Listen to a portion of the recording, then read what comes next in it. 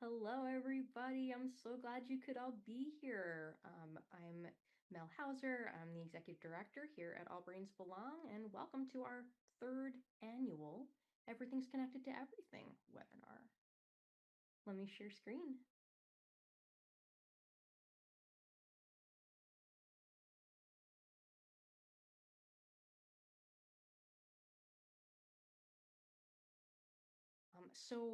Whether you've been part of our community for all 4 years, or this is your very first time hearing about us, I'm really glad you're all here tonight. All Brains Belong, or ABB as we call it, is a nonprofit healthcare and community organization supporting the health and belonging of people with all types of brains. We're here built on a simple but powerful belief that everyone deserves to belong exactly as we are. And that because the world is not always built to support the ways in which all brains work, many of us are navigating healthcare, employment, education, and even finding community can be really hard and really isolating and overwhelming. And so at EDB, we're working to change that. So we work to create spaces where people, neurodivergent, disabled, or anyone who has felt out of place can belong and thrive. Tonight, we will be discussing a pattern of medical conditions that are not well understood by the traditional healthcare system, which leads to all kinds of problems, and we'll be sharing resources that we hope can make a meaningful impact to help patients and clinicians be able to communicate well about these conditions. Before we begin, to name that tonight's webinar is offered with support from the Organization for Autism Research, the Autism Intervention Research Network on Physical Health, Integrative Acupuncture, and the Melissa Andrews Trust. Before we begin, closed captions are enabled. You just have to turn them on. If you'd toggle them on if you'd like to use them, depending on your version of Zoom, you might see the live transcript closed captioning icon. If not, look for the more ... and choose show subtitles. You can also do the same and choose hide subtitles if you want to turn them off.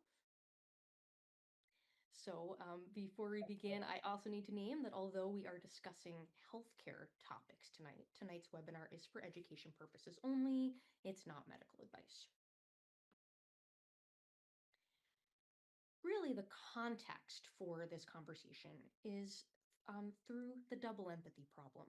The double empathy problem is a term coined by Dr. Damian Milton, who's an autistic social scientist in the UK, who has found in research, which has been replicated many times, that miscommunication happens when there is a mismatch of worldview and communication style. And particularly, what we find is in the setting of healthcare system, a healthcare system that thwarts everyone, patients and clinicians alike, the system often gets in the way of doctors and patients being able to speak another's language. If this is your first time at an ABB event, welcome. We begin all of our programs with a community agreement just to outline what we can expect and how we're going to be in this space together. You can participate with your video on or off. Even if it's on, we don't expect anything of you. Feel free to walk or move or fidget or stim or eat or take breaks or anything else that needs doing. Given the size of the audience, microphones will remain muted throughout tonight's webinar. We'll talk about the chat in just a minute, but Sierra, if you can shut the mics off, that would be great. Lizzie's going to put a frequently asked questions document in the chat for some more logistical information if you're new to ABB. Okay, thanks, Sierra. I mentioned the chat. As always, we have a staff member monitoring the chat. This is Sierra Miller, our nurse practitioner. Because this is such a large group tonight, much larger than usual, we're going to limit the chat to brief, clarifying questions. Otherwise, Lizzie's going to be spending all the next hour dropping like resource after resource after resource, and we really want to keep the lane open so that people can access the resources so the chat's not bouncing up and down. We just ask that you just think if you've got a question, feel free to put it in the chat. You can also trial sending private chat message to Sierra. She may not have capacity to respond to all questions, but we'll do our best to keep up. Certainly if the chat exceeds our capacity to manage, we might have to turn it off, but we'll see how it goes. All right, here we go. Before we begin, I do need to just name that usually we tread lightly around sensitive topics. However, tonight there are a number of these, and I want to give a content warning that this talk does include topics that are distressing to many people, particularly in the first, say, in the first 10 minutes. So you're going to hear some terrifying health data, which provides a context for the rest of our conversation. You're going to hear about healthcare trauma and distress from seeking healthcare. You're going to hear about data on premature death and suicide, and you're going to hear frequent references to systemic ableism in the healthcare system. Why we're doing this webinar is that we understand the widespread problems with healthcare. The system, as I said before, it thwarts everyone, clinicians and patients alike. And so we know we have a lot of people signed on tonight who have different thoughts and experiences about healthcare, and different roles within the healthcare system. And we know that trauma and the trauma that healthcare encounters have brought for many people, have resulted in harm, significant harm. And we also know that within the audience tonight, we have many folks who are really working to change things within their own healthcare communities, including many of our invited guests tonight, who are healthcare providers. So we have this unique opportunity. It's wonderful to be surrounded by clinicians who are understanding and open-minded and ready to learn. And so our goal tonight is to get practical information out to everyone who can use it. And so for clinicians to understand what they can do right now, to improve the healthcare experiences of neurodivergent people, and strategies that patients can use to effectively get their healthcare needs met. So while we acknowledge that many people tonight have experienced negative and outright traumatic healthcare experiences, and in our other programs, we do have other, we have community panelists who share their personal experiences with healthcare. Tonight isn't for that purpose. Tonight is a webinar with a bold but very limited scope. So it's our work to try to model systems change to make healthcare more accessible and inclusive for people with all types of brains, and modeling what we're doing here and changes we wish to see elsewhere. And so with that, we'll begin. If you don't know me yet, I'm a family physician. For the past, I'd say, like 7 or 8 years, my clinical focus has been that of supporting neurodivergent kids and adults, often multi-generational families. And though I have a bunch of professional training in that regard, what I have learned the most about neuro-inclusive healthcare is through parenting. I'm a student of the world's wisest 9-year-old who has taught me so much more than my professional training.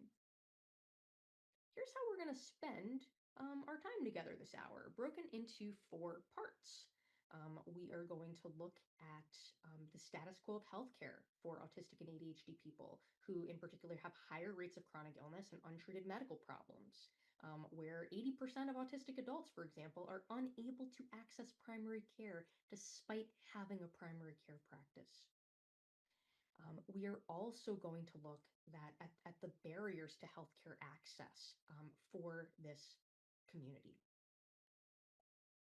We're then going to look at a pattern of intertwined medical conditions, a constellation of medical conditions that run together that patients have always known are related, but sometimes is not well established in medical education. And so we're going to look at that pattern together and introduce you to some tools for managing. And then, if you came to this webinar last time, you're going to get a recap. That's your recap. And then new information, we're going to zoom in on the autonomic nervous system tonight and leave you with some resources. So here we go. Let's get started.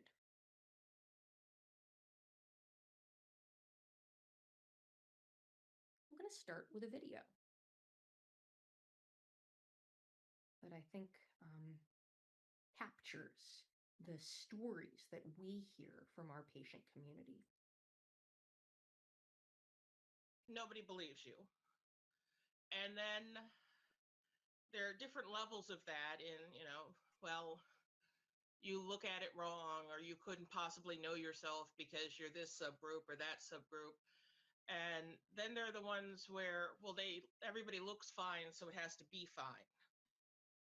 Doctors, I don't think, are really taught how to work with patients who don't fit the expectations of, what the profile is. They're trained to make decisions in a very specific way. They need to in order to be really good with their time. We're supposed to take care of ourselves and be informed and make decisions and be self-actualized and everything. And even if you're all those things, and in many ways, if you are those things, healthcare isn't designed to work for you. It's sort of designed for you show up and they send you places and put you in little cubbies and folders. And if you actually are like, no, uh, that doesn't actually affect me. This over here affects me. Nobody quite knows what to do with you.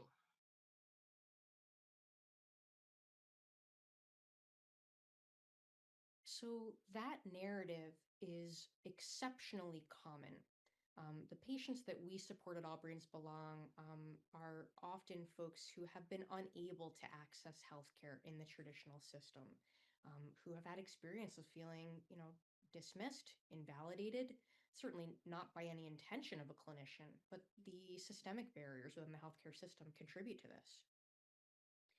While further description of patients' experiences are outside the scope of tonight's webinar, we do invite you to participate in our other program. We have Brain Club, which is our weekly community education program where we feature this topic at least monthly. We also have a podcast, Brain Club the podcast, as well as a full access Brain Club digital resource library that has all of the archives from the past 4 years. It's all free, so we welcome you to explore those resources. The defaults of the healthcare system get in the way of healthcare access. There's so many things like that. And so, what we know from the literature is that barriers to healthcare access for, in particularly autistic adult patients, cluster around these three buckets. One, the environment and healthcare interactions with the environment, sensory processing, in particular the waiting room, communicating with healthcare staff, the provider. In particular, several studies have found that autistic adults find that their healthcare providers harbor unhelpful attitudes, which I would say are likely reflective of the narrative that is embedded in training. And autistic adults in the literature reflect that they perceive their provider has insufficient knowledge and skills to provide them with medical care. And of course, part of what we're going to talk about tonight is that knowledge piece around the constellation of the most common medical conditions that autistic and ADHD teens and adults experience. And then, of course, the defaults of the healthcare system. You must pick up the phone to make to make an appointment. You must, do your two-factor authentication and remember your password to get into the portal. There's like all these things that if that's hard for you, you may not be able to fully and meaningfully participate in your healthcare experience. And then, of course, healthcare culture. I remember in my training being exposed to often burned out residents who would make comments like, oh, there we go again. It's a patient with the list, as though there were anything wrong with organizing your observations in writing. Or, that patient can't possibly be in pain. They have a positive cell phone sign, as though if someone were in pain, there's like a correct way to look and that you can't operate a cell phone if you're in pain. This is what goes on in a lot of environments. And as we speak of often here, medical education is embedded in a deficit-based model of autism and ADHD, the deficits of a human being, as opposed to any training in anything else about strengths or what a full and meaningful life can look like. But that's not why we're talking about this. We're talking about this because neurodivergent patients die prematurely. Autistic adults have a life expectancy of 36 to 54 years, with leading causes cardiovascular disease and suicide. That was not part of my medical training. ADHD adults of 4 times increased risk of premature death. When I learned that, it was a hard stop. I was 37 and had just gotten my autism and ADHD diagnosis. Why did I not know that? Why did nobody know that? Like this was a public health emergency that I felt like I wanted to try to do something about. So I found this profoundly unacceptable and couldn't tolerate it. So I quit my perfectly stable job to start a nonprofit to try to do something about this so that my child, who was 4 years old at the time, could grow up in a world where neurodivergent people don't die in the prime of our lives. And that's the story of All Brains Belong, where for the past 4 years, we have brought a community of people together who have been intentionally co-creating a model where healthcare is more than medical care, where we integrate medical care into social connection, employment support, helping people arrive at a deep understanding of their access needs.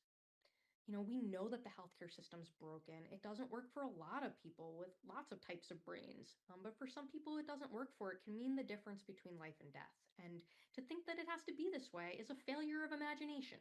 So that is what this journey has been about, reimagining what healthcare can look like. It was also plain to see that it wasn't just healthcare that was broken. Um, I was spending most of my time when I was in traditional primary care, most of my time problem solving life outside the exam room.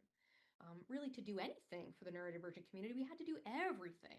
And that's why the model of the organization is the way that it is. So, we as neurodivergent professionals came together with the community we serve.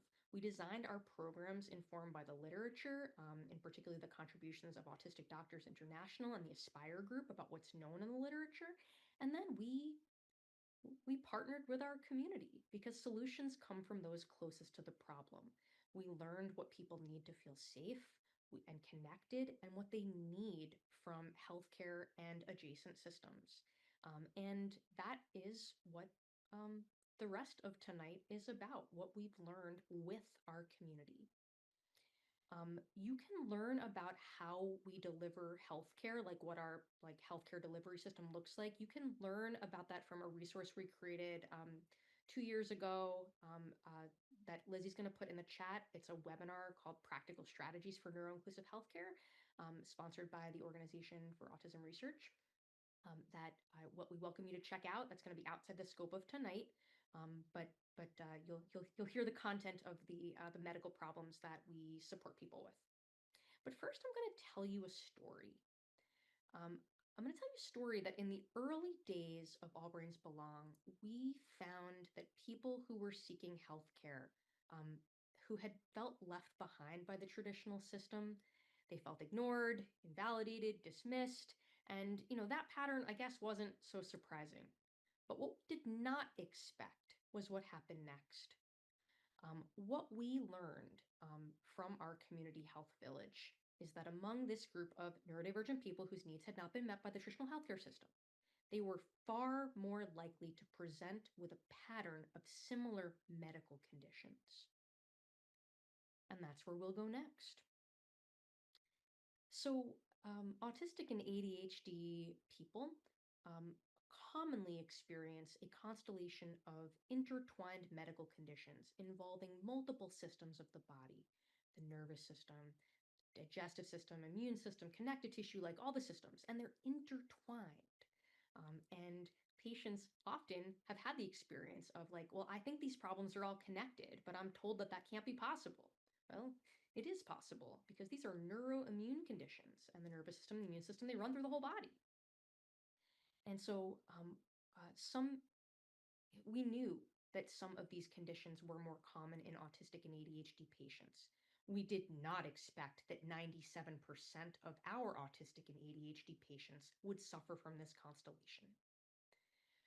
So some examples, this is not an exhaustive list by any means: hypermobility spectrum disorder, some people meet criteria for hypermobile Ehlers-Danlos syndrome, dysautonomia or a subtype called POTS, mast cell disease, irritable bowel syndrome, fibromyalgia, sleep disorders, premenstrual dysphoric disorder, migraine, endometriosis, myalgic encephalomyelitis, chronic fatigue syndrome, a range of post-infectious chronic illness, including long COVID. The list goes on and on.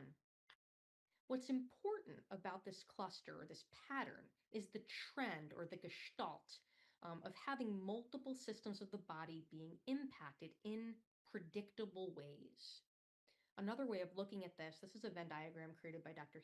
Hannah Zajac, one of our founding members of our board of directors, is the idea that these components of the constellation are that of overlapping Venn diagram circles.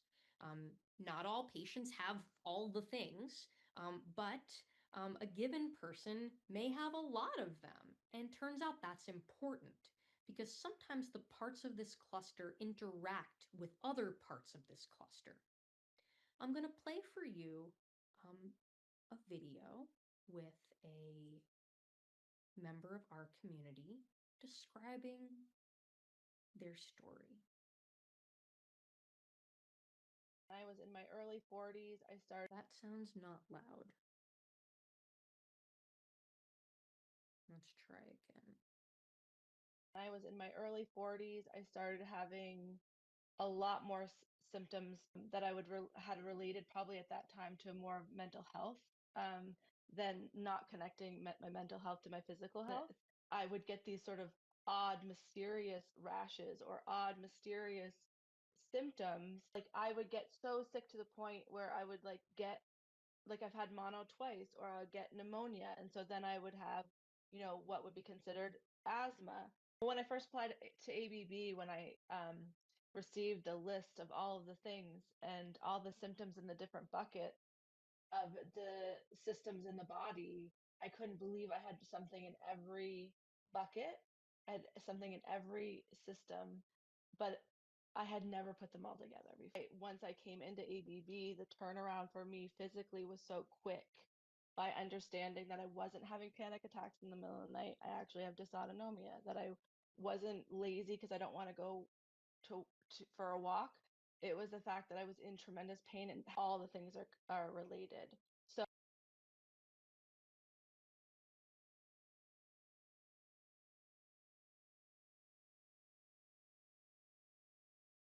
what comes up for me in what Amy just said is that the healthcare system makes this arbitrary distinction between the brain and the mind and the brain and the body. It's absurd. The nervous system goes through the whole body.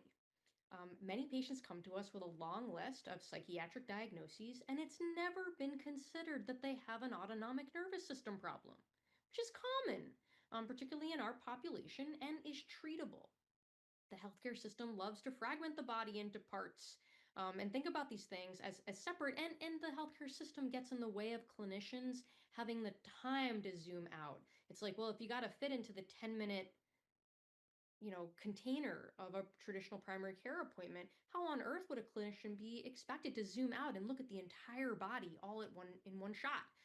It's the system is what gets in the way of clinicians being able to match this pattern. I think that was certainly my experience when I was in traditional primary care.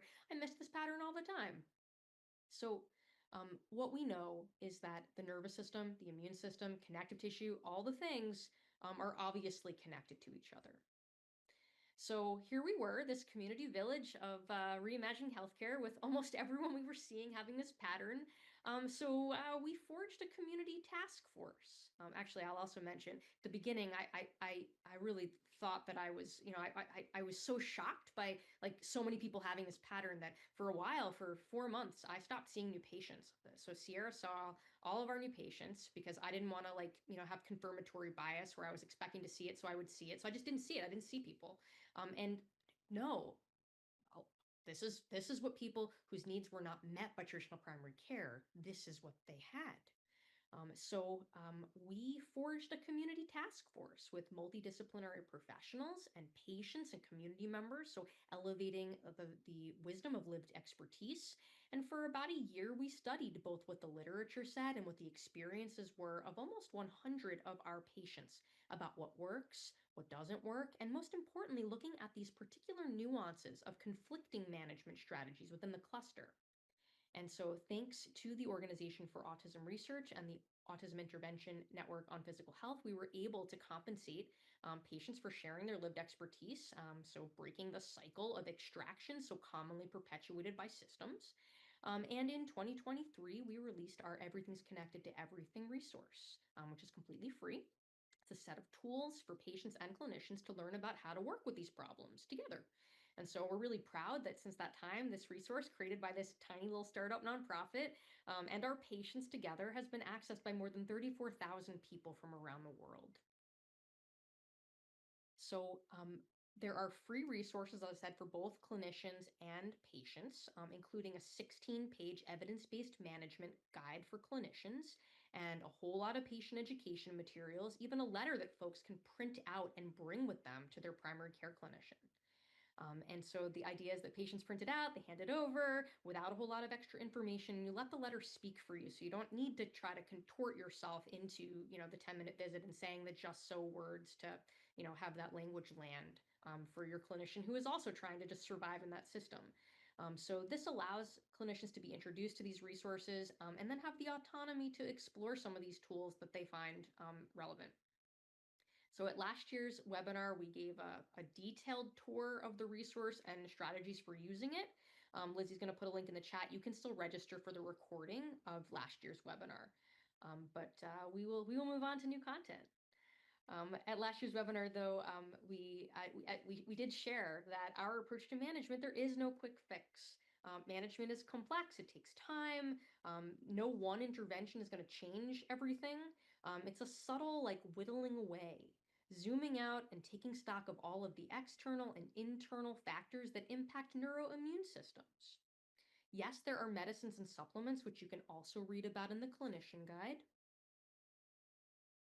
But what I would say is that, by the way, I'll also say in the clinician guide, it also talks about doses and protocols and all of those things. But the idea is that it's a situation of needing low doses of multiple things that are all serving slightly different roles, details of which, again, you can read about in the clinician guide or watch last year's webinar. But none of this is magic, and the other stuff, including the stuff we're going to turn our attention to next, matters just as much. What's very important is the idea that these medical conditions are intertwined. There are medicines, for example, that are commonly used for some parts of the cluster that unfortunately make some other parts of the cluster worse. So, for example, if someone has chronic pain and their clinician provides them a muscle relaxant because their muscles appear tight and appears to be contributing to their pain, they prescribe a muscle relaxant, which makes sense. However, if the person actually has a hypermobile connective tissue disorder, what that muscle relaxant might do is make that floppy, extra stretchy connective tissue floppier, including in the airway where their unrecognized sleep disorder, with the airway collapsing while people sleep, that floppy connective tissue made floppier by this muscle relaxant made that airway collapse worse, possibly, which then makes the dysregulated autonomic nervous system, the dysautonomia, worse, which makes pain worse, which you remember that's what we were trying to treat to begin with. Or another example, many people with ADHD, for example, are prescribed a stimulant medication because they need dopamine, but they also need blood flow. And if someone has a connective tissue disorder, it may very well be that the vasoconstriction that happens from the stimulant actually is too much for someone with floppy blood vessels and now is cutting off their blood flow. And if you have to choose between blood flow and literally anything, you should choose blood flow. So many people, they may be getting dopamine, but they are also getting more fatigued and getting a lot more brain fog, particularly when it's cold weather. And the cold weather is also causing vasoconstriction. So these patterns of internal conflicting access needs within the cluster are really important. And there's a whole right column of the clinician guide that explains those considerations. So to recap themes of management, it's the idea that it's never just one thing. Keep zooming out and looking for the other parts of the cluster. And as I said, looking for these patterns, these interventions for one part of the cluster that make the other parts worse. And remembering, and now here's where we're going to turn our attention for part 3, that your neuroimmune systems, your nervous system and your immune system that crosstalk together, they are designed to protect you. They will continue to sound the alarm if there is an unsafe condition in the environment or an internal condition. They will continue to sound the alarm. There's going to be no medicines in the world that are going to blunt that response because they're doing their job. And that's where we go next. So the nervous system is one of the key strands of this constellation. The autonomic nervous system governs internal body processes like your heartbeat, blood pressure, digestion, all the things. The role of the autonomic nervous system is to store, release, conserve energy so that we can move safely through life.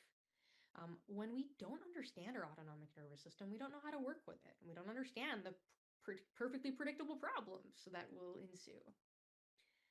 So whether a patient has symptoms of dysautonomia, which is a dysregulated autonomic nervous system that can impact any number of automatic functions of the body that respond to external and internal threats in extreme ways. And this is why many people have symptoms in multiple systems of the body, because this is a system that goes everywhere. We have a lot of automatic functions that the autonomic nervous system mediates. Or whether someone has dysregulated mast cells. So mast cells are a type of immune cell found in every organ system in the body as the first line of defense that respond also to threat, external or internal, in extreme ways. Or even to things that really shouldn't necessarily be threatening, but are to these mast cells and can be triggered by any number of immune-related and physical triggers. So I think the thing that's important to name here is that a person doesn't get to pick what their neuroimmune system is reacting to or how extreme these neuroimmune responses are. It just is. When we think of regulation, that word regulation means that all the parts of the brain, the nervous system, the body are working together as intended so that we can do what we're trying to do in our lives. And so when the nervous system reacts, either to external or internal threats, this is an involuntary, automatic process. It's a process of survival, and it looks different for everyone. I think that if you were flipping tables and punching the wall, you might be able to tell that something's not going quite well for you, but that's not the only way in which dysregulation presents. It can present as flight, physically running away, emotionally checking out of a conversation, flood of ideas, flood of emotions, generalized overwhelm, fatigue, physical, cognitive, emotional fatigue, fawning, which is people pleasing as a survival strategy, freezing, dissociating, glazing over. These are all equivalent manifestations of a dysregulated nervous system. So, polyvagal theory, developed by Dr. Stephen Porges, holds that the body's threat detection or neuroception system response contains three distinct nervous system states that we move through in and out of in response to threat. Again, this is automatic, involuntary. We don't get to choose when it happens and when we turn it off. This is what keeps you alive.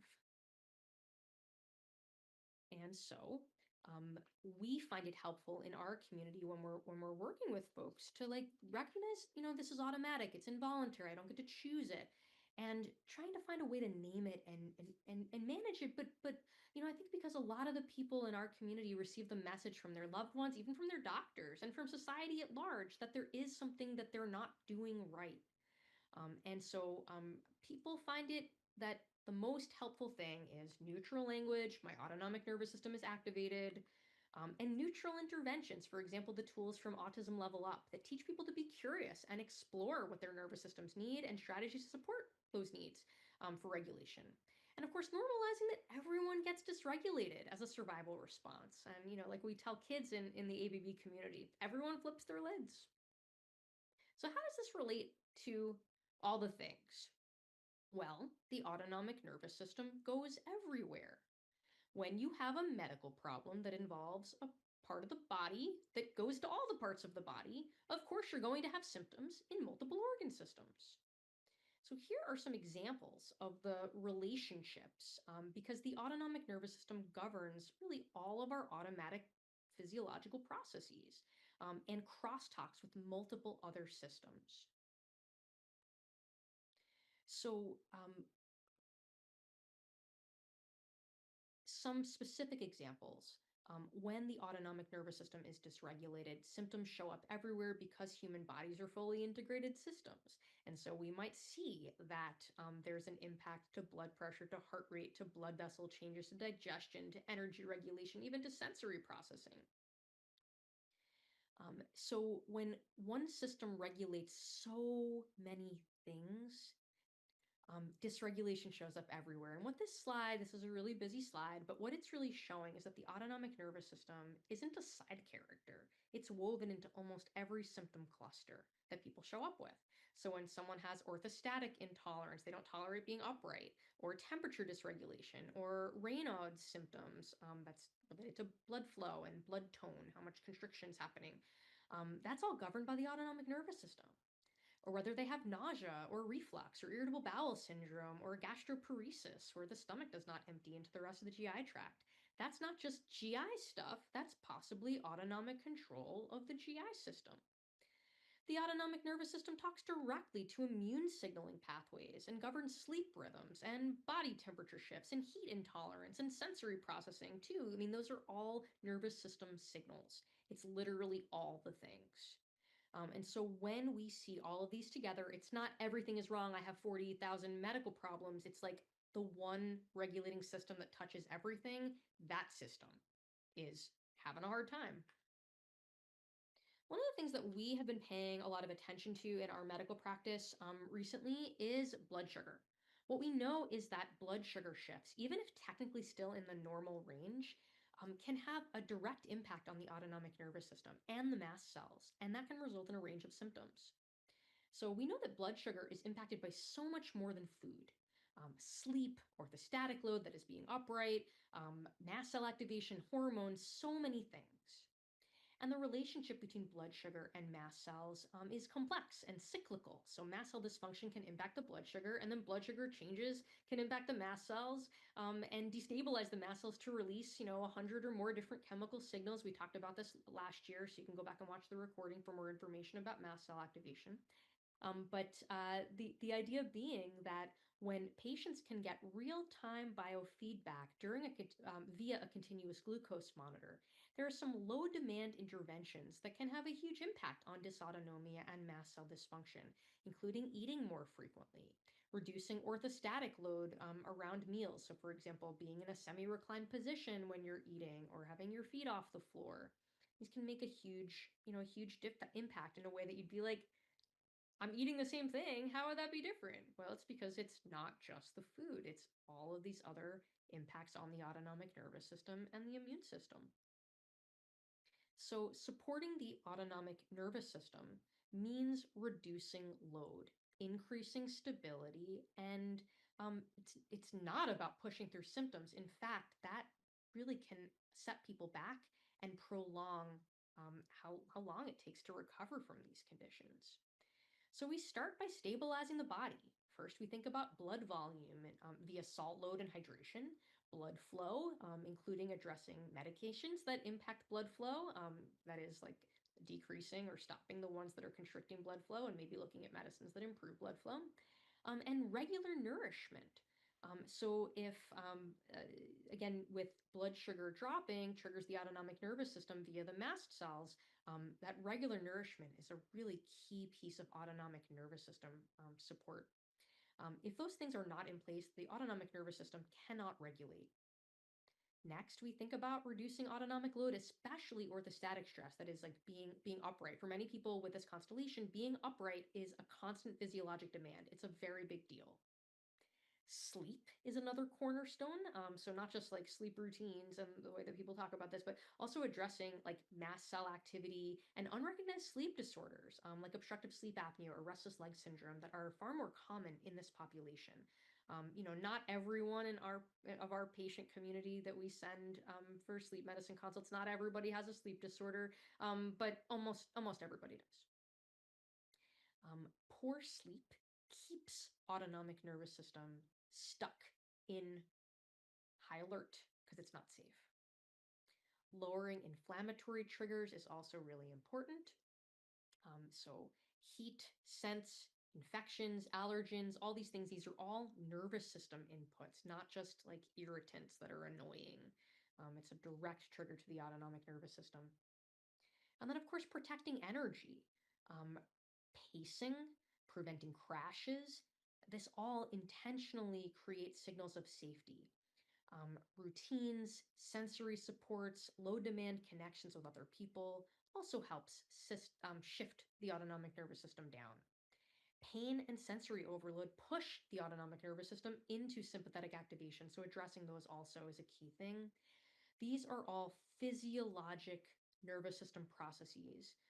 I think sometimes when people collect a list of mental health diagnoses, because the healthcare system often fragments these things as separate, it's like in some way, sending the message that like, you can will your way into supporting your autonomic nervous system, which is just not true. Because your autonomic nervous system is reacting to all of these things. The goal is not to force the nervous system to, quote, calm down. The point is to stop giving it reasons to stay on high alert. I'm going to let that sink in a little bit. The goal is not to force the nervous system to calm down. It's to stop giving it reasons to stay on high alert. The autonomic nervous system responds to cumulative inputs across body, environment, cognition, and even social and relational factors. And so if these are some of the things we just talked about, and we think about environmental triggers at home, at work, in school, in your vehicle, like all these things. We've spoken of orthostatic stress, and avoiding getting into post-exertional malaise, getting into these crashes. Cognitive load. And so if you don't understand the way your brain works yet, and you don't know about what you need in place for executive functioning or motor planning, or supporting decisions, or if you're in environments where you're constantly needing to self-monitor, where the environment is not safe for you to show up authentically, and you're needing to conserve so much of your bandwidth, your brain's budget, to self-monitor, like, hey, am I actually going to be safe in this environment? And of course, the safety of relationships, all of these things. This is not an exhaustive list by any means, but these things are, we showed you the graph of like our big toolkit of managing these conditions. This stuff is equally, if not more important to medications and supplements. I'm showing you that again. I forgot I was doing that. So this slide here is to make one core point. I think actually let's go back to this, and just look at some of these inputs are internal, some of them are external, and it's really that we can't separate all of these things from our automatic responses. So when symptoms flare, the question isn't like, what's wrong? What's the thing I'm responding to? It's like, well, which inputs is my autonomic nervous system reacting to right now? It's just neutral. My autonomic nervous system is reacting to the inactive ingredients in my medication, and it's causing me a hard time because my mast cells are dysregulated. Oh, it just is. Yeah, it sucks, but it just is.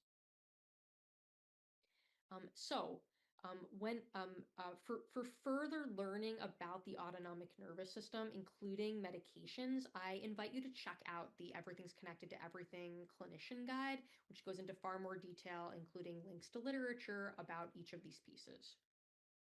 To learn more about the relationship between myalgic encephalomyelitis, post-exertional malaise, and the autonomic nervous system, this is the best resource I've read on this topic. The MECFS Crash Survival Guide by the Bateman Horne Center is, I think, a life-altering resource with practical strategies for staying out of post-exertional malaise, which is a state of autonomic and mitochondrial failure. If you have MECFS, you have to learn about staying out of post-exertional malaise. That is how you get better. You learn what gets you there, and you learn how to stay out of it. And lastly, this should go without saying, but alas, it does not. We have to stop getting COVID. We certainly need to make it safe for patients to access healthcare without getting COVID or any infection. What we know is that neurodivergent people are at increased risk of long COVID. People with hypermobility are also at increased risk of long COVID.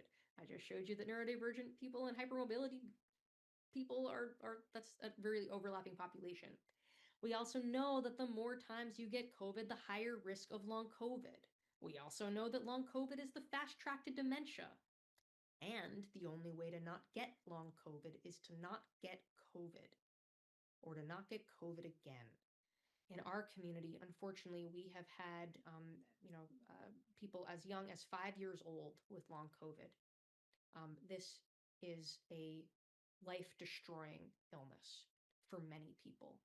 And when we think about these risk factors, people talk about being neurodiversity affirming. And, I think what sometimes people mean by that is like, oh, we've got fidgets in our waiting room.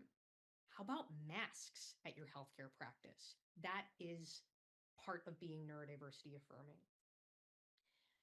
Having well-fitting KN95 or N95 masks, having air purifiers, having good ventilation. These are all mission critical aspects of COVID risk reduction in a healthcare setting and anywhere.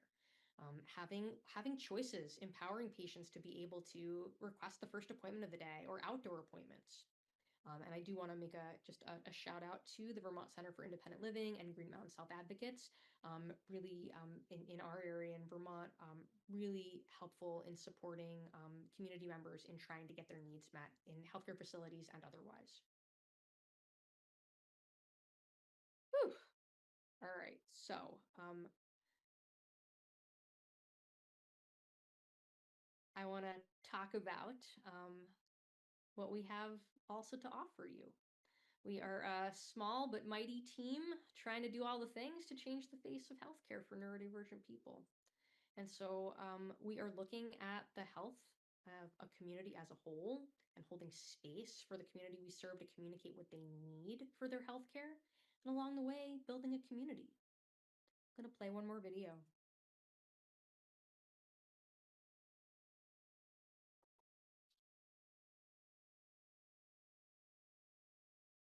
I love all brains blood.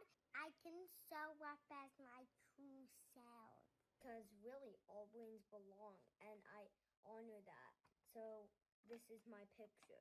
The thing about being neurodivergent is that we're often feeling like we're not part of anything. You've been dismissed for so long. It is so lonely out there. We can change that for ourselves and for each other. So many of us are isolated, scraping by, trying to figure it out alone. This campaign is about letting people know you're not alone, not anymore.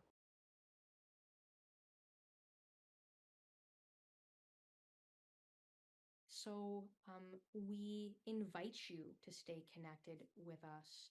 And I want to introduce you to some ways to do that. So Brain Club, as I said, this is our free weekly community education program. It meets every Tuesday that's not a webinar day. And it's also recorded. So all the archives from the past 4 years are available also at no cost. Brain Club is where we have educational programming around neurodiversity and neuroinclusive culture, ways of being in community together, and things that go into building a world that works for everyone.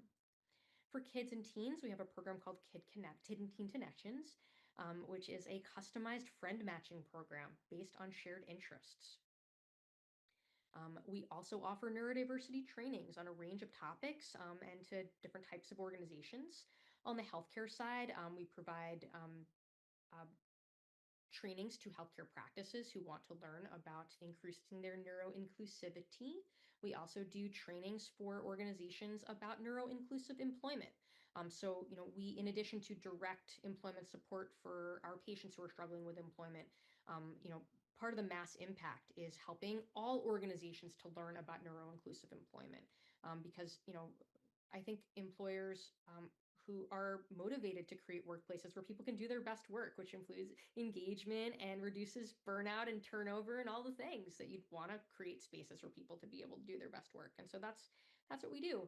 So we offer both private training for organizations as well as shared trainings. Our next one is Wednesday, March 18th, where organizations can split the time and split the cost. Our next webinar, so throughout the year, we offer webinars like this one, so free education, but our next such webinar is Tuesday, April 14th. Our fifth annual, hard to believe, Shifting the Autism Narrative, the Impact of Stigma on Health. It's about the history of the autism narrative and the role of the healthcare system in driving and perpetuating stigma and what we can do about that. So we do this every April. It's updated every year, and we hope you can join us. Tickets for our next webinar, just as this one, are by donation. Donations from all of our 2026 webinars support the All Brains Belong Community Health and Access Fund, which is a mutual aid project started by patients in our community to support fellow patients with medications, supplies, groceries, and other basic needs. This is really about community-driven, community-centered healthcare. Because after all, healthcare is community. So we invite you to visit our website to access all of these opportunities, as well as information about volunteering, signing up for the newsletter, and supporting our work financially if you have capacity to support free community education programs. This really is about continuing or beginning a relationship. And so if there are things that you heard about tonight that resonate with you, we invite you to get connected. And so with that, we actually have a few minutes for questions. Sierra, did you have any questions you wanted to read out? Yeah, let me scroll back up.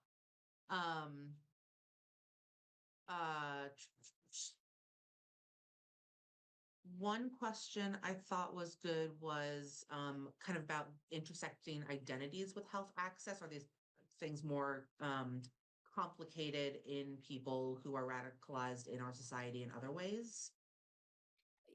Yeah, I mean, do you want, how did you respond to that? Do you want to respond to that? I'll chime in afterwards.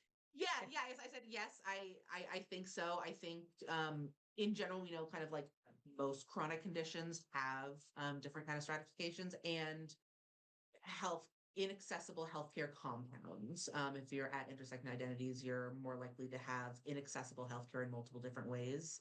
And that's going to compound and make it more and more inaccessible. And remembering that we talked about the autonomic nervous system. So if you are marginalized for any aspect of identity, let alone the compounding effect of intersectional aspects of identity, your autonomic nervous system is going to be really dysregulated, and that is actually going to make your health worse. Mm-hmm.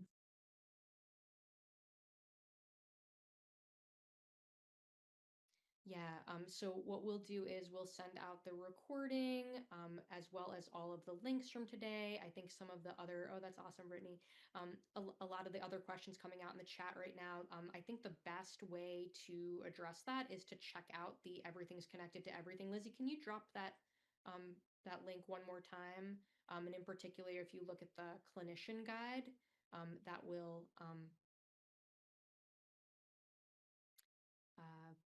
that will be the best way of digging deep into the literature on those things. There's a question in the chat about socially connecting young adults, so over 18. I'm not aware of any programs like Kid and Teen Connections for young adults. It's a really important need, and but as far as what we offer, we welcome young adults to Brain Club. The clinician guide opens a GoDaddy. What? I think we may have fixed that. I just put the link to directly to the PDF in the chat.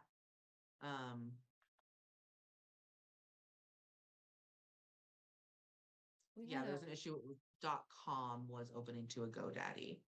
Oh, so it was just a typo in the link. This is the correct link to the clinician resources if you want to dig around that page. It's allbrainsbelong.org. Awesome. Yeah. This particular project is, looking at the literature on autism and ADHD in connection to all of these things. But we know that, there's a question in the chat about OCD, which is more common in autistic and ADHD people. So already a known overlap. We probably have time for one more question. I can pluck one from the chat.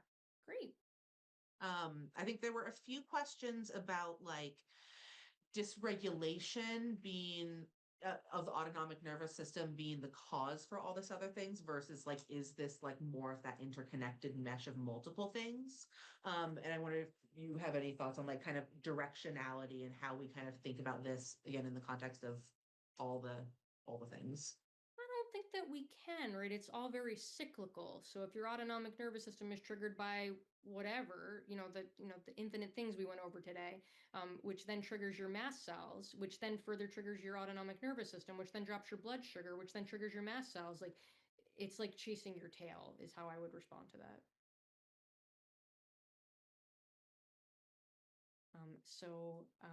Maybe one more question, asking about support groups. We don't offer any support groups for the public, but we do welcome parents of, you're asking about parents of young neurodivergent adults. We invite you to come to Brain Club, and a lot of people do.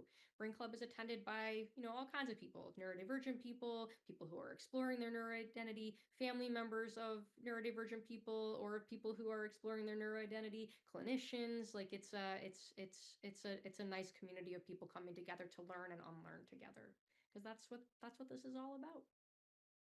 So thank you, everyone. Thank you so much for being here tonight and being part of our community. And we hope to see you. We'll be back for Brain Club this same time slot, Tuesday, 6 p.m. Eastern, plus recorded for Brain Club. Oh, I want to read Paul's comment. Hold on. Paul says, as an ABB patient, I'd like to note that the ABB medical care comes from people who care about me, and I care about them. This is not a normal relationship with a medical practice. That's beautiful. That made my day. Thank you, Paul. Thanks, everyone. Have a good night. Oh, thanks, Anna Rose. Bye.